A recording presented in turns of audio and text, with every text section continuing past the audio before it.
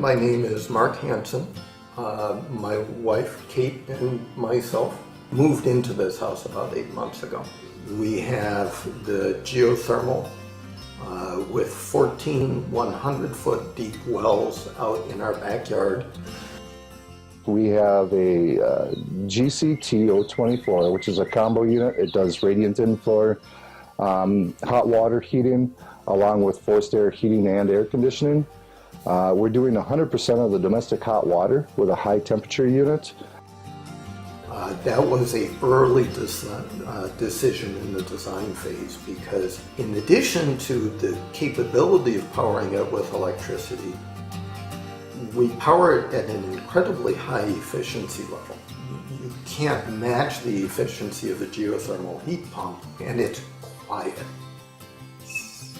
You don't hear air piping through vents at 3 in the morning because air isn't piping through vents. It's heated up. The floor just radiates that heat up. Hey, welcome to the tour of a LEED Agrihood Suburban Community Prairie Restoration. This course is approved for half an hour in continuing ed LEED Accredited Professional Homes, AIBD, Certified Green Professional, Certified Green Home Professional, and may be applicable for your state design or contractor license. It's also approved for 1 hour in the American Institute of Architects Health, Welfare, and Safety, HSW, CEU. We're going to be bringing you behind the scenes of many homes as we go. Single-family, multi-family, mixed-use, commercial, new construction, renovation, urban, suburban, rural, will be there. So make sure to join us, and hope you have a good time. For this particular session, we're going to be looking at an old farmhouse with a futuristic construction. This LEED home goes beyond the inside and takes a look at the next generation in rural, sustainable community development. So join us, and hope you have a good time. Hey everybody, Brett Little here, Executive Director at the Green Home Institute. We're a nonprofit with a mission to empower people to make healthier and more sustainable choices in the places we live. We're here today at our first home of our Green Home Summer Tour Series here in, is it pronounced Hampshire? Hampshire. Yeah. Hampshire, Illinois. So I'm going to hand it over to John here, and then we're going to be going through the house. So take it away. Thanks, Brett. So my name is John Dewald. I'm the developer here at Saracen Farms, which is a sustainable agrihood here near Hampshire, out in the country northwest of Chicago. And welcome to Swainson's house. We kind of felt that houses like the old Frank Lloyd Wright houses need names, so this house is named Swainson's house based on the hawks that hang out in the oak trees across the way. While we're outside, we talk a little bit about some of the features outside of the house. This is a Conservation Home Certified house, which is from the Conservation Foundation here in the Chicago region.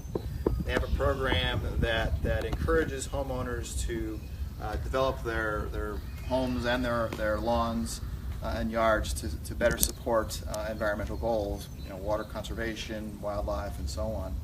Some of the things out here, one, our landscaping is mostly natives. We have a bur oak, these are prairie roses, and so on. And a lot of the grounds are slowly but surely converting to prairie. We're trying to limit the amount of grass.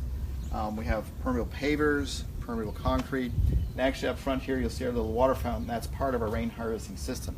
So the front half of this house all drains into a rain harvesting system that will be used for irrigation and to conserve our water here.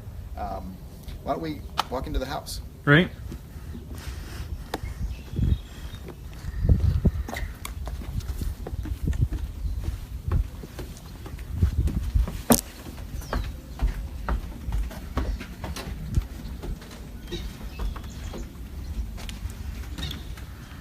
So welcome inside. This Swainson House is our model demonstration home, and it serves several purposes. It's to sort of inspire other buyers that are going to live here with the kinds of design that they might do with their homes, but also try to show and demonstrate that you can have a luxury home that also is very sustainable and healthy.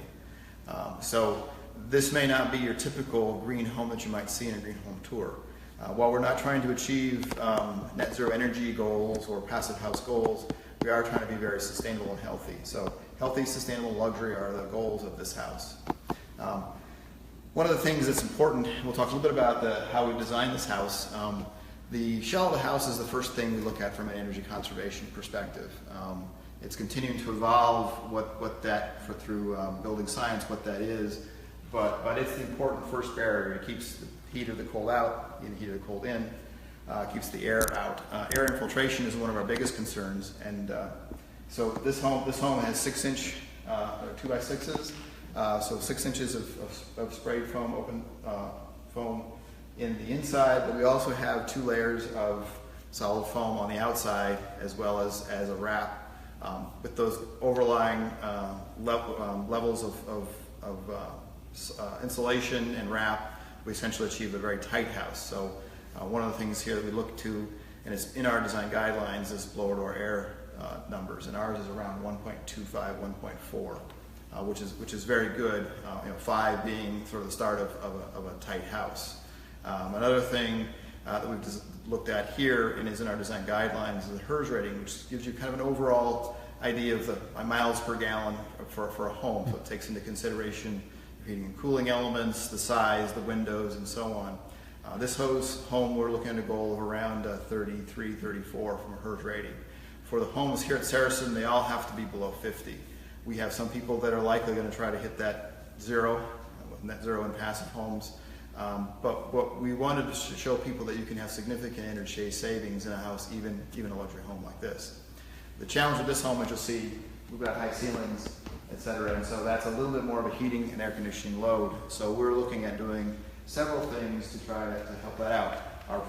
From a passive perspective, our wraparound porch shades the lower windows, helps keep the sun out in the summer, but allows the sun in the winter. And in terms of heating this house, because it's a little bit larger house, we decided to go with the geothermal system. We'll see that later, but the geothermal system gives us some opportunity to use ground heat, which essentially is solar sourced heat, to either cool or air condition this home, as well as provide 100% of our hot water.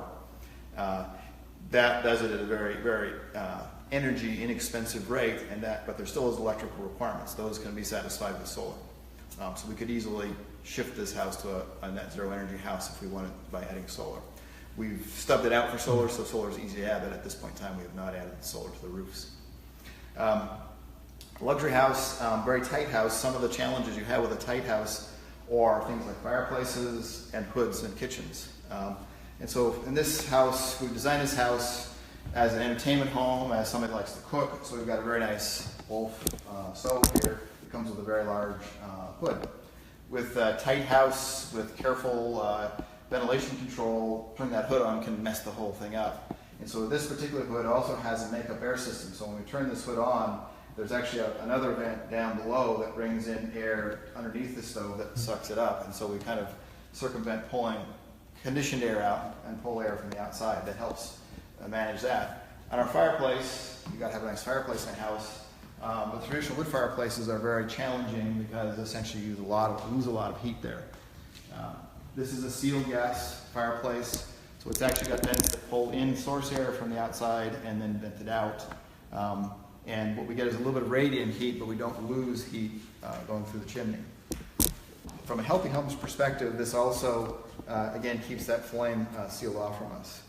In the kitchen, one of the things that we've considered was alternative forms, because we have a lot of chefs that really wanted the flame stuff, but induction heating is something that might replace this eventually. That takes out a lot of the exhaust issues. You'll notice we have solid surface floors everywhere. We have a nice bamboo floor, so we have some sustainable materials, but solid surfaces make a lot of sense. They don't collect dust and the bugs and so on. They actually also make sense in a country home.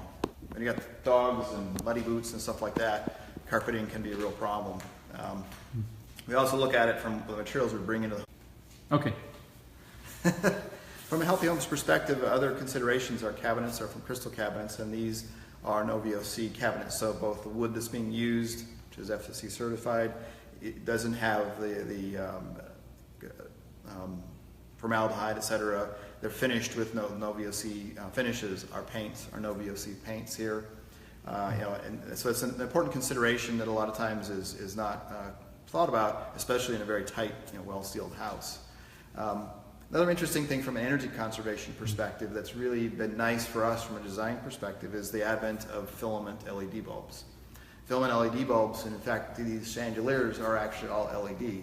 What the filament LED bulbs allow us to do is use just about any kind of lighting and now get the advantage of LED lighting. When originally LED lighting came out, there's a couple of models you could use, and from a design perspective it was pretty sad. Let's go on to the residential area. The bedrooms.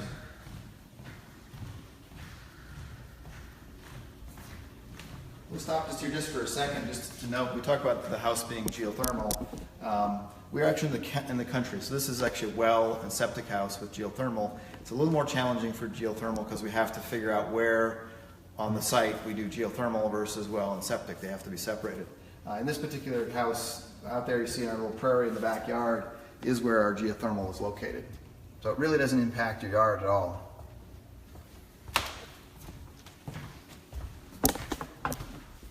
When we design this house, and when you design a custom home, you want to look to designing it for the lifestyle of the people here. And what we imagined was an older couple that's getting close to retirement that's coming out to the country. And so in those considerations, we wanted to design this home so it functioned a lot like a one-story home, so everything's on the same level. So we've got the laundry up here in the mudroom, the master bedroom, and the guest bedroom, because we figured their guests also may be older.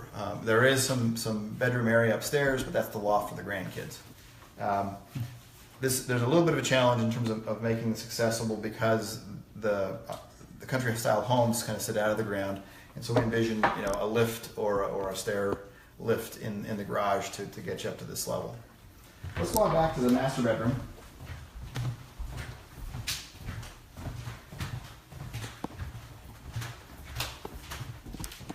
A couple different things here to talk about. There's a quick one on views. We designed the development so that all the homes would have great country views, great escapes. But when you design your home in a place like this, you want to think about that window placement and all. So in the morning when these people wake up, they're going to look out that way, and it's farmland and prairie. And that's the way it's going to be permanently. A couple other things in the master bedroom. I can see on the far wall, you got a lot of built-in cabinets. This is, for Illinois standards, a smaller home. We're at 3,000 square foot for the main house. From a good design perspective, you look to Sarah Suzanka and some of those people, built-ins and other things really help make the most efficient use of your space. So we're kind of demonstrating that. We also wanted to experiment with some other fireplaces, and so our designer really wanted to have a fireplace that you could see from the tub and the master bedroom, but that's a difficult thing to do from an exhausting perspective. So this is actually an electric fireplace. See the smoke coming up? That's actually steam. So it's one of the ones that gets closest we've seen to looking like a real fireplace. So it creates the ambiance, but there's no toxic odors, there's no venting, there's no heat generation. Works very nicely. We'll go into the bathroom. You always have to have a nice bathroom for the women. This features kind of a new approach called the wet area, so the tub and the shower are all enclosed in tile. One of the things that you'll notice here, we've got a lot of different faucets. We worked with the faucet manufacturer we selected these because they essentially provide different inserts in all of their models. So Kohler essentially has like 3 different inserts, so we get 3 different flow rates. So from a water conservation perspective, we can still use designer faucets, but also try to meet some of our water conservation efforts. We have their low flow toilets, and even their shower heads have a lot of technology to produce a low flow. It's not as important necessarily for a house here in our well and septic, so most of our water is actually getting re-infiltrated back into the ground. And if you look at that from a water management perspective, we have a rain garden that's taking the roof water, we have permeable pavers, permeable driveway, rain harvesting in the front of the house, mostly prairie in our yards, and our goal here is to try from a water perspective to have this home act like it would be prairie. I don't think we quite get there, but we get very close. Let's go upstairs.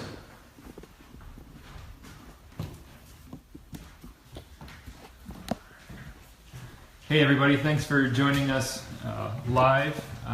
We're at Saracen Farm Model Home Tour, LEED NGBS pending certification tour, and if you have any questions for John here, please let us know. Thanks.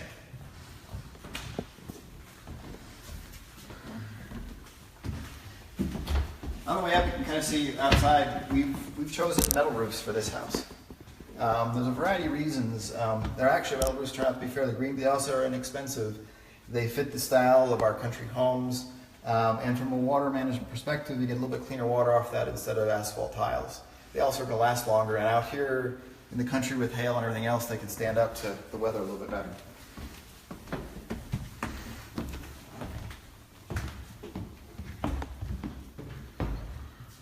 Upstairs we have a couple of bedrooms.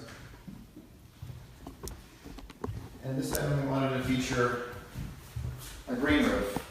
So this green roof is actually over the bedrooms you just saw. And the green roof does a number of things for us. One, it actually is kind of a cool thing. We're actually, a lot of people, they want this to be the bedroom because they look out the windows and you get this great green roof. But the green roof does a lot of things for us. It helps clean the stormwater and control its flow. All the stuff that comes off this green roof actually goes down into a rain garden. The green roof also provides a lot of protection for the roof. So with a flat roof, this is a great additional feature that will make your roof last a lot longer. And here at the farm, the bees like it. When it's flowering in the spring, it's one of the first places the bees come. Any major weeding at all that needs to be done? A little bit. You can actually see I've got the clover plant over there. I got a couple of clover plants to weed. There's not a lot of maintenance to it. This is 2 years old now, so it's lasted pretty good. We will probably this year do a little mowing to reinvigorate it.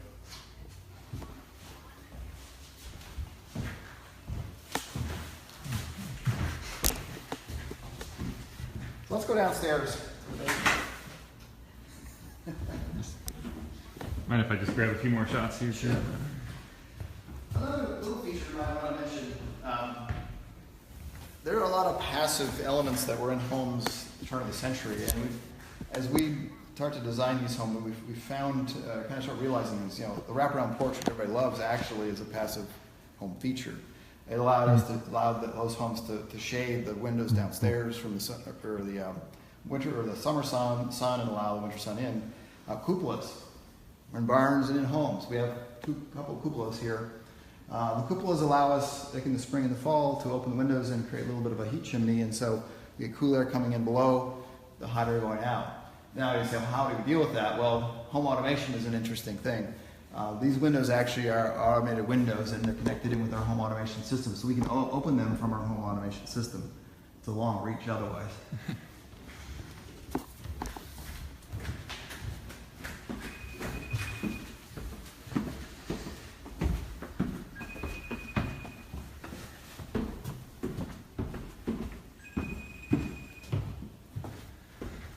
Hey everybody, thanks for joining us here. We are live, and if you have any questions or comments for John or for me, let us know. So we're taking you down into the basement. But I think you feel it's nice and cool down here. We really don't need much air conditioning at all. So from the perspective of insulation, we've got insulation underneath, up the sides, and we've got the rim joists and stuff insulated, so that creates this nice constant temperature down here. We've done a few things. We've chosen to do a simple stained concrete, which is very interesting. It doesn't use a lot of materials. One thing to notice in this basement is that it's very light. The way we've designed the stairs and the windows here allows us to bring a lot of light into this basement. And if you didn't hear the echoes, you might not realize that this was a basement. So it makes a lot of nice extra living area, but with extra insulation and stuff that's not really taxing your heating and air conditioning system very much. Yeah, and on the light side, I wanted to say it's about 9 a.m. in the morning here, and if you all noticed as we were going through the house, even I feel like I'm not in the basement. Other than the echo, it's just so bright in this house. It's great. So let's check out the geothermal system.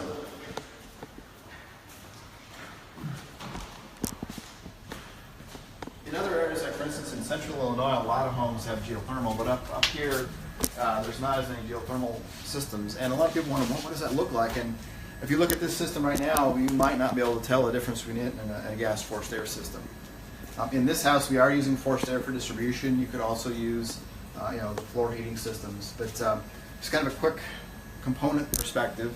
These pipes here go out to that area in our backyard, and there are 3 or 5 geothermal wells there that are either taking heat out to the ground or bringing heat in from the ground. They split off. We have a small system in the garage. The garage has a loft that's heated using the geothermal system, and the rest come to this system here. This is the main system with the blowers and all. This is a filter system. One of the nice things about geothermal is it runs more constantly, but at a lower airflow rate, and so you get more constant turns of air through the filters. We also have an ERV system. The ERV system essentially controls our ventilation. As I was talking before, we have a very tight house, but we still need to get changes of air. So the ERV system is a system that manages that, and we can set it to how many turns of air per hour we want.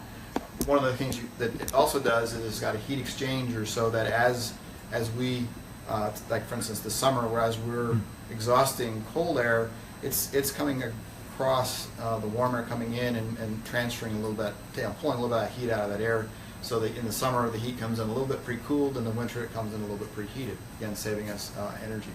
The other thing with these new systems, this is a newer Climate Master system, is that they've gotten the efficiency down to such an extent that we actually are providing 100% of our hot water from the geothermal system.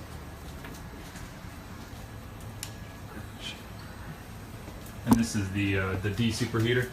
This is actually the storage tank. It's actually done inside this the main system. Yeah. Gotcha. And the new systems, one of the reasons they can get such efficiency is there's a bunch of pieces that we've been designed into it. We have a variable pump, so we can control the speed with which the water goes out to our wells and comes back, exchanging heat. It's got a variable fan, and it's got a variable compressor. So this system can run from half a ton to 5 tons, depending on what the needs are. The other thing we do is we break the house into areas, and so we have 4 different zones, and so each zone has its own thermostat and can ask for heat or cooling. And the typical problem you have with a house is that, like for instance in the winter, the side to the sun is warmer, but the side to the back is colder. The back needs heat, but if you're also bringing heat to the front, you have a hot front, and you got okay back, but you're wasting energy. Here, for instance, our master bedroom is to the north, but our main room is to the south, and it's got a lot of windows. In the winter, we don't have to heat it very much because it's picking up a lot of passive solar energy. But the back bedroom isn't, and so it may need a little bit of heat. And so instead of running 5 tons, blasting it through the house, it might run at a half a ton and just get a little bit of heat to that bedroom. Again, it helps us save energy.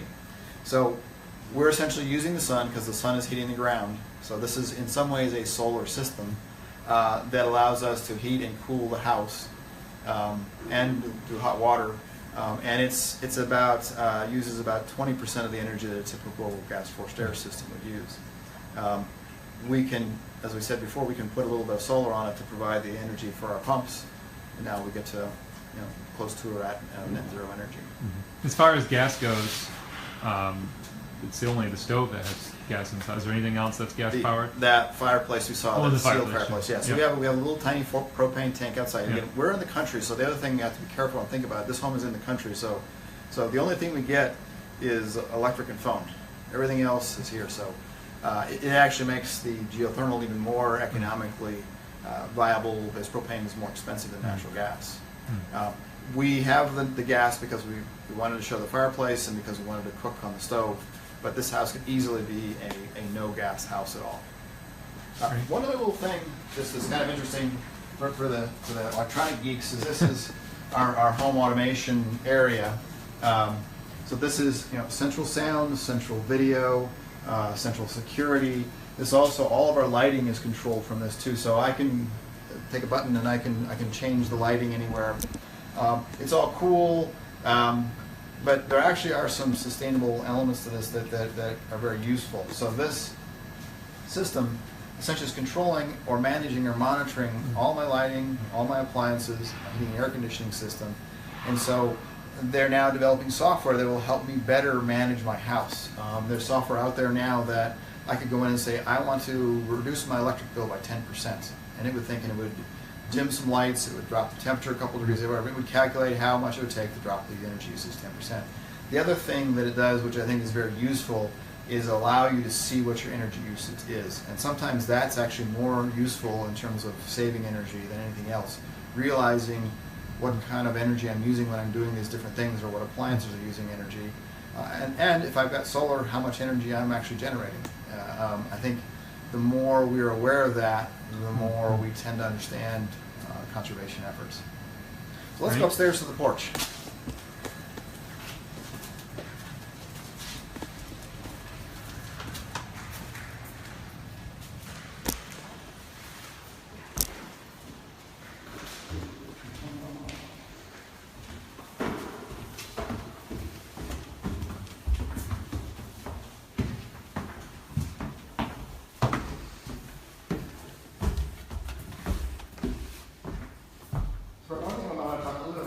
Is the overall project itself.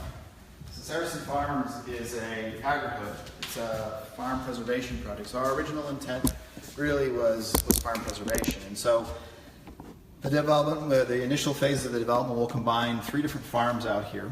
You can kind of see here phase 1, 1A, and 2. And when it's developed out, we'll have 114 homes on 410 acres. However, about 75% of the acreage will stay as open space and farmland. So as we finish a phase, we dedicate all that open space into an ag reserve, so it's preserved in perpetuity. And what we're trying to do here is really integrate agriculture, residential, and other uses. So there is an active farm here. We have a horse farm. You can see across the way.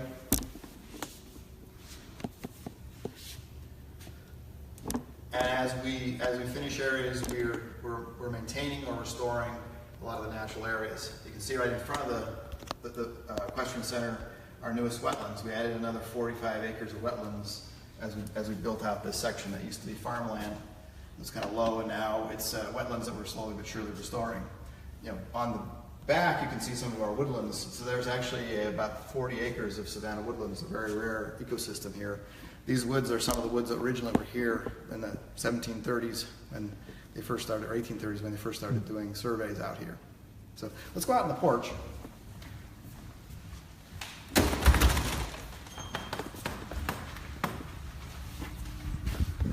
So when you're out in the country, having a nice wraparound porch is great. We can sit out here, watch the sunsets, watch the storms come in. And a little added feature is we put a fireplace outside. So this is where we put our wood fireplace. Some of the people really wanted a wood fireplace, and this is the better place to put it. There goes some of our fertilizer. So one of the things that we're finding is that mixing these different uses, there actually can be some synergy. So that horse barn you just saw is our fertilizer factory for our fields over there by those barns up there.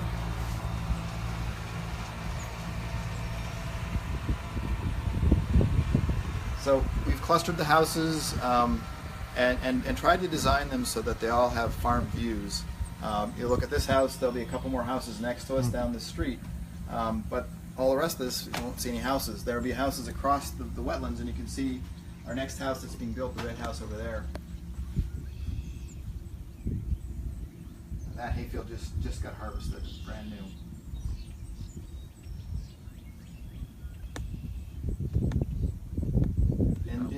In doing this is also called a conservation development. But one of the things that's been great is how much wildlife really has increased here in the 7 or 8 years we've been working. And we've got 7 or 8 breeding pairs of bobolinks. We've actually had cranes, sandhill cranes, come to our pond. We've got a bunch of different species of ducks here, and egrets, and herons, frogs, turtles. And this has been here about 1.5 years now, this wetlands. And so when we're all done, we'll have about 150 acres of managed wild areas and about 150 acres of sustainable farming areas. What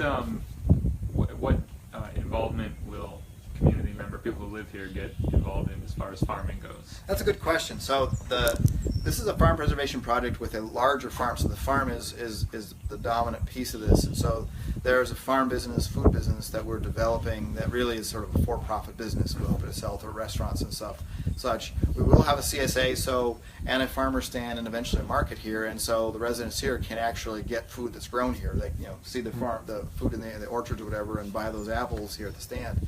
And in terms of participating in the agriculture, they can do everything from sitting on their porch and watching this all unfold to actually being hired on as employees of the farm. And in the middle, we have a demonstration garden they can volunteer in, and there are community gardens. We expect that some of these people that come here may want to sell their gardens in their backyards, and we've got acre lots here, so they've got plenty of space to do their own gardening. But they can leverage our gardeners and farmers in terms of knowledge and varieties and so on. So they can, like I say, sit in the rocking chair or be actively involved. They also have the opportunity for their kids too, to raise farm animals, to be a part of all that. The same thing on the natural systems area. We have a volunteer group, and they could be just walking the trails and enjoying the wildlife and the natural beauty, or they can be part of our restoration teams. So the challenge we see is that not everybody is going to be able to dedicate all that time to it. But I think everybody here is going to enjoy and appreciate the value of food, natural areas, and all that. Was there any big trade-off to not just making this more of a conventional suburban lot? It's an interesting thing. Part of what we're trying to do is preserve my sister's farm, and this is a beautiful area, and we really want to preserve the area, and I think that a traditional suburban approach would really kind of ruin it. And the goal there is density, get as much as you can fit in. There's a lot of good natural spaces here that we're able to preserve and work around with this approach. Really, in the end, the homes are here to subsidize preserving the rest of it. Got it. So this project is pursuing the LEED for Home certification, the National Green Building Standard certification. This is the model home. Yeah. How does that tie into or help guide design, or what are the rest of the homes that are coming up as far as sustainability and certification goes? What's that going to look like? Good question. So we have there's a master association that manages the design guidelines. So all the homes here need to meet design guidelines that we've established, go through a design review process with our state architectural review board. In those guidelines, we're focused on one, just making sure that the homes here meet the quality and fit in with the other homes around here. That's kind of a general thing. But also, architecture is important to us. We want these homes to fit in this rural atmosphere. And we don't want a French chateau in the cornfield kind of thing, so that's an important piece. Healthy homes and sustainable homes are also important, so there's guidelines within it that guide and recommend people do that. We try to keep them fairly flexible, so we're using things like HERS ratings and stuff as a guide, so that as technology changes and as people make different choices, they can get there. This home is a very sustainable home, but we also anticipate there's going to be some passive homes and net zero energy homes here. There might even be a hay bale home. As long as they meet our quality standards, that's good, and this gives an opportunity to demonstrate that a community can be built like that. And I think that sometimes people will appreciate too being in that community of like-minded people, and that all the homes here will be sustainable. From a certification perspective, we think our guidelines will force people to be at least at the LEED Silver area. There's kind of a race because a lot of the building codes in the various states are also adding more energy efficiency things, and so we'll see where that all goes. But they could be LEED certified. We encourage it, but we don't require it. Some people kind of push back at the fees and stuff, but LEED certification can be important from a long-term perspective. There's no, when the building inspector comes and gives you your certificate of occupancy, what he essentially is certifying is you've met the local building code, the minimum standards, the minimum life safety standards. So it's not really this is a quality home. And unfortunately, there are not really any independent quality homes, third-party certification programs beyond the green certifications. But if you look at the green certification, one of the things we like to say about green homes is when people ask, they're more expensive than regular homes. It's like, but what's the quality of home you're talking about? Because a lot of what is sustainable building really is quality home building. You're caulking things, and that you're building things to last. Those are important sustainable aspects. that are also quality home aspects. And so I think that the LEED and some of the others have become a de facto quality certification. So it helps to get that third-party certification from that perspective. The other thing to think about is more and more homes are becoming green, and 15, 20 years from now, when we want to sell this home, having that certification done, it gives people a little confidence, and it may actually make this home a little more valuable, or it may make a home that's not certified a little less valuable because it doesn't have that certification. Great. Well, I want to thank everybody for joining us. This is just leg one of many homes that we're going to be doing live over the course of this weekend, and those of you watching on demand, those sessions will be posted over the course of the summer.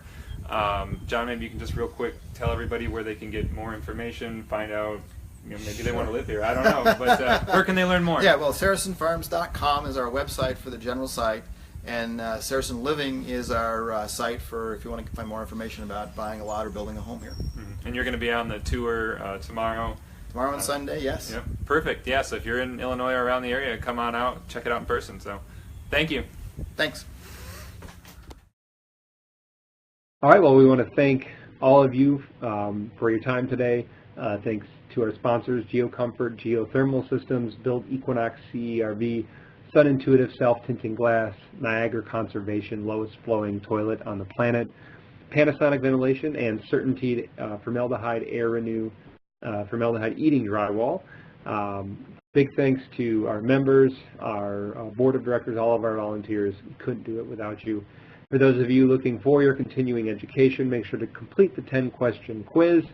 In this case, it'll be 5 questions because it's a half credit. And then make sure to get that 80% passing rate. Thanks for joining us.